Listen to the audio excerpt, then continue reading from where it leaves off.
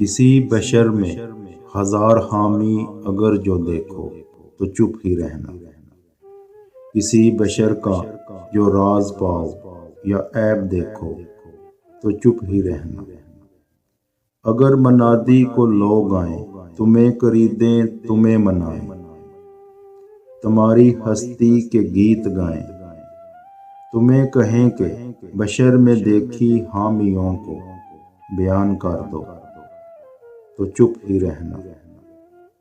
جواز یہ ہے، دلیل یہ ہے، ضعیف لمحوں کی لرزشوں کو، حرام نعتوں کی قربتوں کو، ہماری ساری حماستوں کو، ہماری ساری حماقتوں کو وہ جانتا ہے، وہ دیکھتا ہے، مگر وہ چپ ہے۔